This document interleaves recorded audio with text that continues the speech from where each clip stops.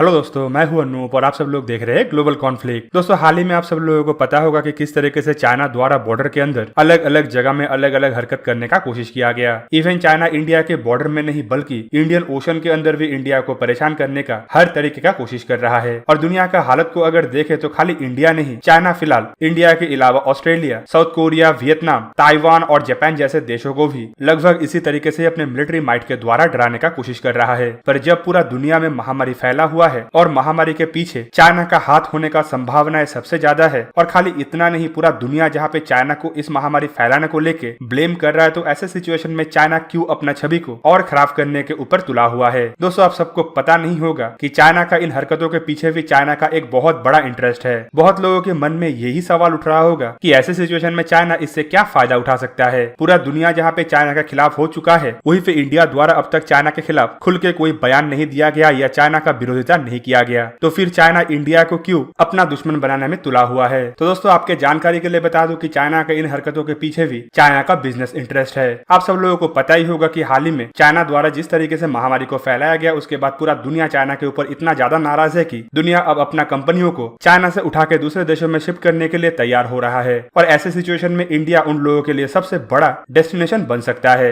India पहले से ही अपने देश में इन कंपनियों को स्वागत करने के लिए प्रस्तुति ले रहा है। वहीं पे इंडियन गवर्नमेंट की इन तैयारियों को देखते हुए चाइना काफी ज्यादा घबराया हुआ है। चाइना का असल टैक्टिस ये था कि मिलिट्रीली इंडिया के ऊपर प्रेशर क्रिएट करके इंडिया के इन हरकतों को दबाने का कोशिश किया जाए, लेकिन चाइना अपने इस प्रयास में भी फेल हो गया। दोस्तों, आप सबको पता ही होगा कि इससे पहले जब भी Chinese president Xi Jinping Bharat के दौरे पे आते थे, तो चाइनीज आर्मी की तरफ से बॉर्डर के किसी रीजन में घुसपैठ कर दिया जाता था। और ऐसे सिचुएशन में चाइना द्वारा इंडिया के साथ जब भी कोई डील हस्ताक्षर किया जाता था, तब चाइना इस मुद्दे का फायदा उठा के भारत के साथ इन्हीं डीलों के ऊपर बहुत ज्यादा रियायत ले लेता था। इवन चाइना अपने इस मिलिट्री माइट को दिखाते हुए साउथ चाइना सी रीजन में भी बहुत सारे देशों के साथ ऐसे ही नीतियों के ऊपर काम कर चुका है। मतलब चाइना अपने बिजनेस नीति को इस मिलिट्री हथकंडे के द्वारा फायदा पहुंचाने का कोशिश किया। एक तरीके से चाइना का प्रयास ये था कि मिलिट्री घुसपैठ करा के इंडिया के साथ ऐसे बार्गेनिंग किया जाए कि इंडिया आसानी से चाइना से आने वाले कंपनियों को अपने देश में जगह ना दे पाए। पर इंडियन आर्मी की तरफ से जिस तरीके से चाइना को जिस तरीके का जवाब दिया गया, वो चाइना कभी सोचा भी नहीं होगा। दोस्तों, आपके जानकारी के लिए बता दूं कि इंडियन आर्मी की तरफ से जवाब देने के बाद चाइनीज मीडिया अब बैकफुट में खेल रहा है।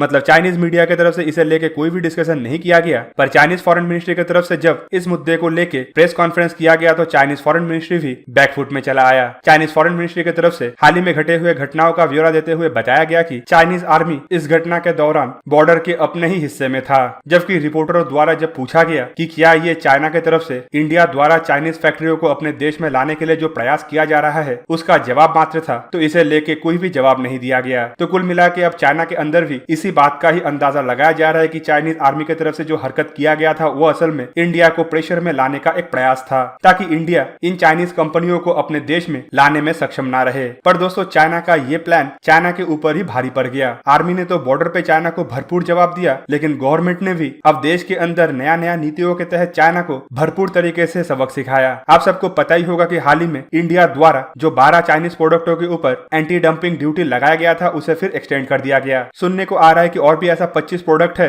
जिसके ऊपर एंटी डंपिंग ड्यूटी लगाया हुआ है। उसका म्याद साल के अलग अलग समय में समाप्त होगा और गवर्नमेंट की तरफ से इन 25 प्रोडक्टों के ऊपर भी डंपिंग ड्यूटी को और एक्सटेंड किया जा सकता है। और दोस्तों, खाली इतना नहीं, अब तो गवर्नमेंट की तरफ से एक बहुत बड़ा पैकेज का भी अनाउंसमेंट किया गया है, जो करीबन 20 लाख करोड़ रुपया का है। इनमें ऐसा भी कुछ पैकेज हो सकता है जो विदेशी कंपनियों को भारत में आने में लुभा सकता है। और दोस्तों, खाली इतना नहीं, हाल ही में माइक पॉम्पियो के साथ फॉरेन मिनिस्टर एस जयशंकर का एक वीडियो कॉन्फ्रेंस में बातचीत हुआ, जहां पे दोनों देशों के फॉरेन डिपार्टमेंट के हेडों के बीच में किस तरीके से बिजनेस को आगे बढ़ाया जाए उसके ऊपर चर्चा हुआ। अमेरिका अपने कंपनियों को चाइना से हटा के दूसरे देशों में शिफ्ट करने के लिए प्रयास कर रहा है, जिसमें भारत की तरफ से भी अमेरिका को भरपूर मदद दिया जा रहा है। माना जा रहा है कि 100 से अधिक अमेरिकी कंपनी जो चाइना में अपने प्रोडक्ट को बना रहा था, वो फिलहाल इंडिया में शिफ्ट होने के लिए पूरा पूरी प्रस्तुत हो गया है, जिनमें सिस्को, फिडेक्स और आईफोन जैसे महत्वपूर्ण बड़े बड़े कंपनी भी शामिल है। तो कुल मिला के चाइना अब बुरी तरीके से फंस गया है, जहाँ पे चाइना का फजियत तो बॉर्डर में हुआ ही है, अब चाइना का इकोनॉमी भी इंडिया द्वारा पूरा पूरी डुबा दिया जाएगा। तो दोस्तों, आप लोगों को क्या लगता है कि इंडिया की तरफ से चाइना को शिकस्त देने के लिए जो प्लान के ऊपर काम किया जा रहा है, वो कितना बेहतरीन है? कमेंट करके जरूर बताइए। और ऐसे ही वीडियो को देखने के लिए मुझे इंस्टाग्राम, ट्विटर और फेसबुक में सपोर्ट कीजिए। और अगर आप लोगों को ये वीडियो अच्छा लगा हो तो इसे लाइक कीजिए, अपने दोस्तों के साथ शेयर कीजिए और मेरे चैनल को सब्सक्राइब करना मत भूलिएगा। और सब्सक्रिप्शन बटन के साइड में बना हुआ बेल आइकन भी प्रेस कर दीजिए और मेरा वीडियो देखिए सबसे पहले। जय हिंद।